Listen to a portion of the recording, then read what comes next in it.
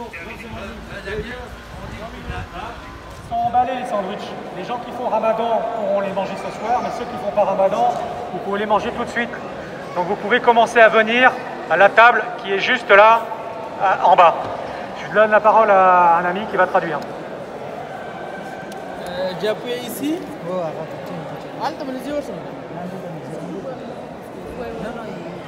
faire le tour.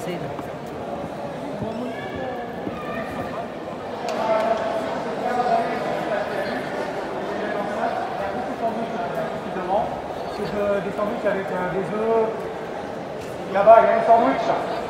Ils sont emballés, soit pour manger maintenant, soit pour manger plus tard. Mais en gros, ils sont emballés, mais vous pouvez en prendre. Il y en a largement pour tout le monde. Il y en a largement pour tout le monde.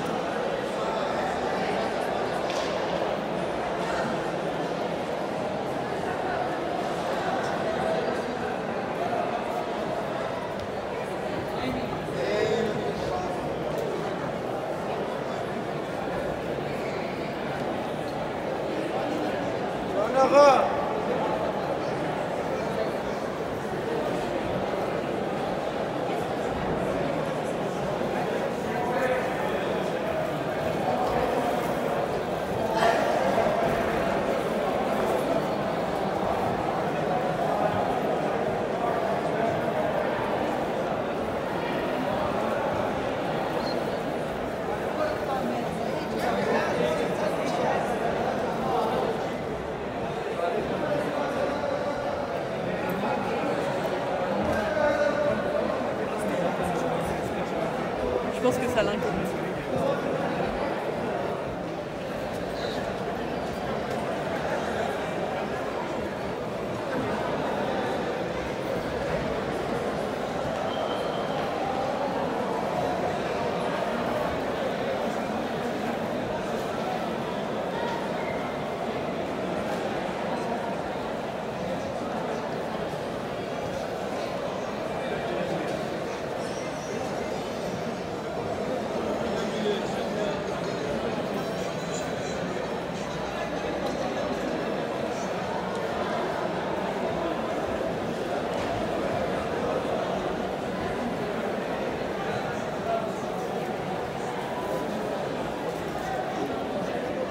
Yann Manzi, cofondateur de l'association Utopia 56. Alors comment ça va se passer? Là, ils vont être mis pour les familles dans des hôtels et les femmes dans des hôtels.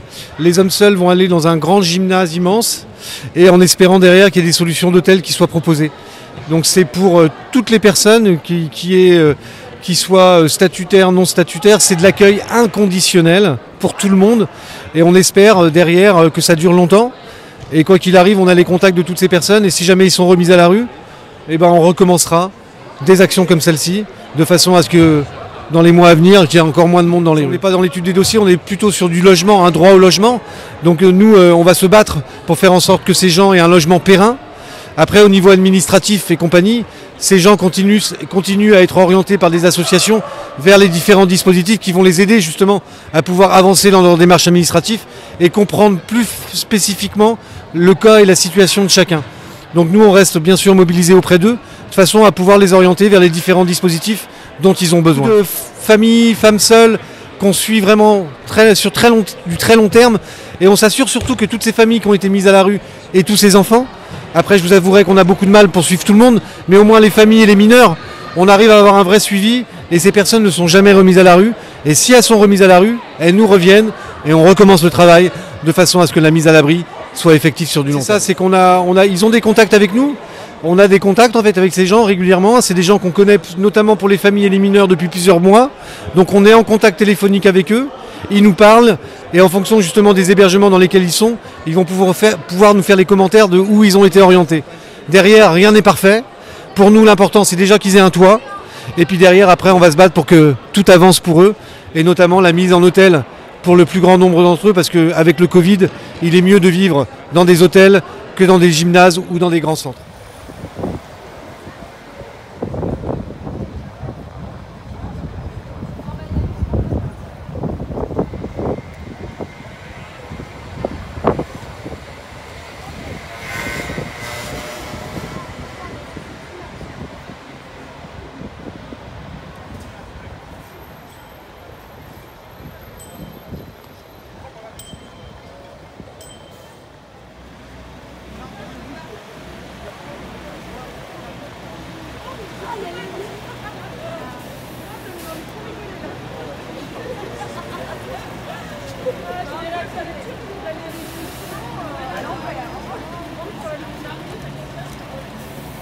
Samuel, Ismaël.